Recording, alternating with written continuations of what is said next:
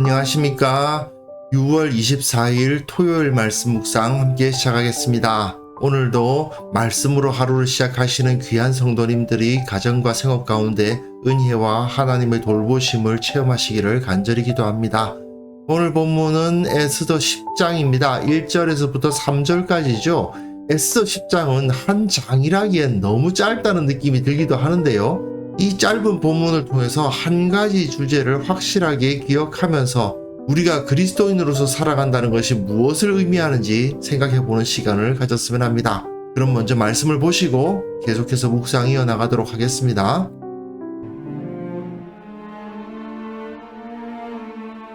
아하수에로 왕이 그의 본토와 바다 섬들로 하여금 조공을 바치게 하였더라.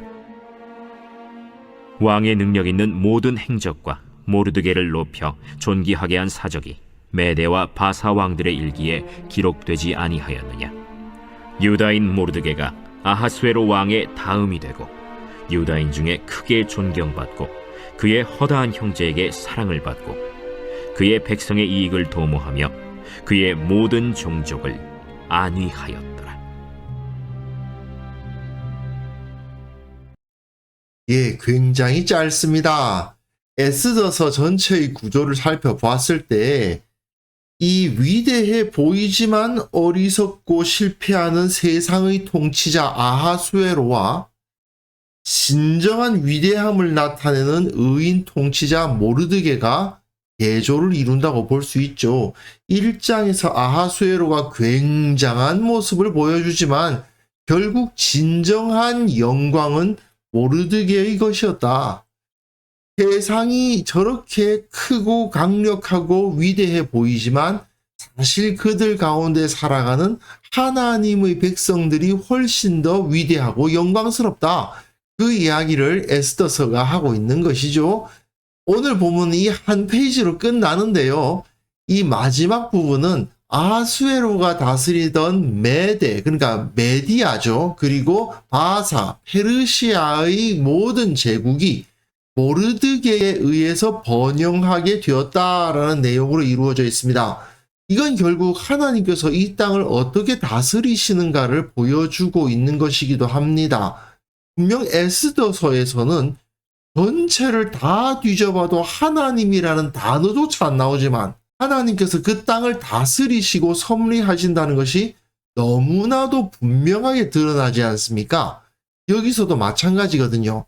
아하수에로 왕이 땅과 바다, 섬들로 하여금 조공을 바치게 하였다. 아하수에로 왕이 그 모든 땅을 다스리는 것처럼 보이죠. 하지만 왕의 능력 있는 모든 행적과 라고 표현하고 있으나 모르드게를 높여 존귀하게 한 사적이 메대와 바사, 메디아와 페르시아 왕들의 일기에 기록되어 있다. 분명 그것이 아하수에로 왕의 통치처럼 보이지만 사실은 모르드게를 높여서 행하게 된 사적이었다라고 기록하고 있습니다. 아하수에로라는 세속적이고 하나님을 알지 못하는 왕의 통치처럼 보인다. 그러나 사실은 유다인 모르드게가 아하수에로 왕의 다음으로서 제2인자로서 유다인 중에 크게 존경받고 허다한 형제에게 사랑을 받고 그의 백성의 이익을 도모하며 그의 모든 종족을 안위하였다. 모르드게가 자기 백성, 하나님의 백성을 다스렸고 보호했으며 그걸 통해서 온 땅을 하나님께서 다스리시는 것이 나타났다라는 것을 보여주면서 에스더가 끝나고 있는 겁니다. 이 세속 사회에서 하나님께서 무슨 일을 하고 계신지, 어떻게 역사하고 계신지 우리 눈에는 전혀 보이지 않고 하나님은 안 계신 것처럼 보인다. 그러나 사실은 그 뒤에 하나님께서 하나님의 백성들을 통해서 세상 사람들은 아하수에로 왕이 다스리는 것처럼 생각할지 모르지만 사실은 모르드게가 다스리는 것이고, 유다인 모르드게가 자기 백성을 이렇게 높이게 하셨다. 이렇게 기록하면서 하나님의 보호하심, 인도하심, 섭리하심에 대해서 이야기하는 거죠.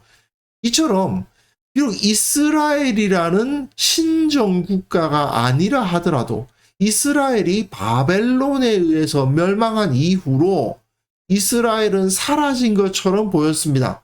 하지만 사실은 그 후손들이, 유다인들이 세속 국가들 사이에 흩어져서 그들 가운데 살아감으로 말미암아 그 세속 국가를 들어서 하나님께서는 그 통치를 이루시고 자기 백성을 지키셨다는 거죠. 세속 역사를 보면 하나님의 나라라고 불릴 만한 나라가 없습니다. 그러나 일반적인 세속 국가의 역사 가운데 하나님의 나라, 하나님의 공동체, 교회가 그 능력을 발하고 하나님의 통치를 나타냈던 역사는 얼마든지 살펴볼 수 있는 거죠. 예루살렘 성전 생각해 보십시오. 예수님 시절에 예루살렘 성전을 중심으로 유다인들이 나름대로 나라라고 말하긴 어렵지만 그래도 좀 자치권을 가지고 자기들의 힘을 발휘하고 있긴 했었는데, 그게 로마에 의해서 AD 70년에 완전히 파괴되지 않았습니까? 유다인들은 뿔뿔이 흩어져 버렸거든요. 하지만 그 가운데 예수 그리스도의 교회는 오히려 로마를 정복했죠. AD 70년에 예루살렘이 멸망당했지만 결국 200여 년이 흐르고 로마는 예수 그리스도를 섬기는 제국이 되고 말았습니다. 다시 세월이 지났습니다. 그 로마가 북쪽에서 쳐들어온 게르만족들에 의해서 다 멸망을 당했죠.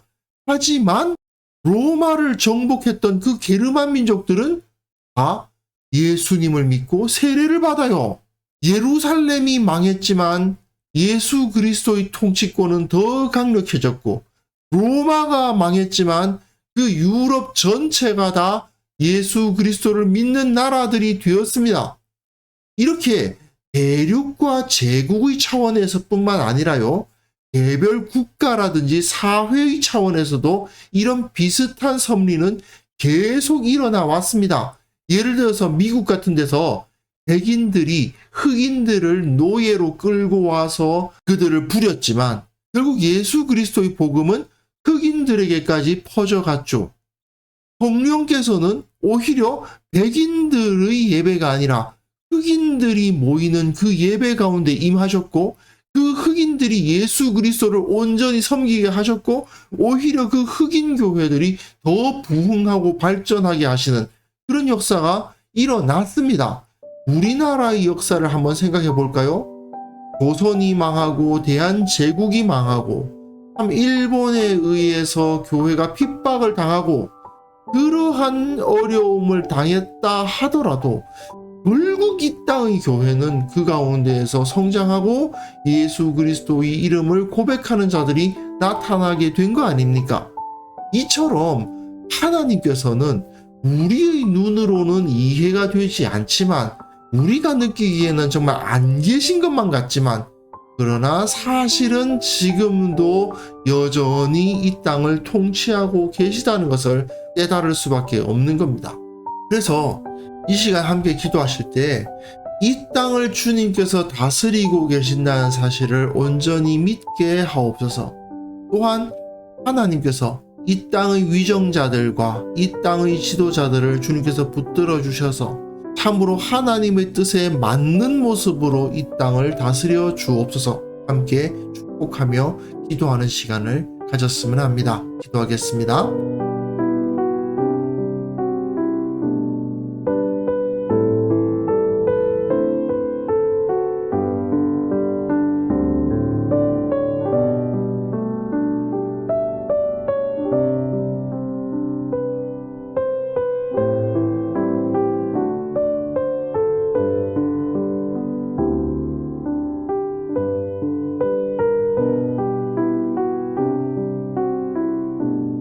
하나님 아버지, 주님께서 역사를 주관하고 계신다는 사실을 우리가 믿고 기억하게 하옵소서.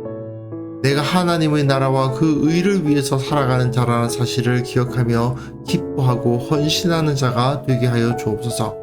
주님께서 나를 지키시고 우리 가족을 지키시며 또 우리 교회를 지키시고 이 사회를 지켜가신다는 사실을 결코 의심하지 않도록 도와주시고 언제나 감사하고 기뻐하고 의지하며 살아가는 자들 다 될 수 있도록 주께서 복의 복을 허락하여 주시기를 원합니다. 특별히 이 나라와 이 민족을 주님께 의탁드립니다. 주님께서 붙들어 주옵소서. 주님의 손으로 이끌어 주옵소서. 주님의 섭리 안에서 이 땅이 주님의 진리 앞에 바로 설 수 있도록 주께서 도와주시고 위정자들을, 지도자들을, 앞에 선자들을 일깨워 주시고 바로 세워 주시기를 원하옵고 바랍니다.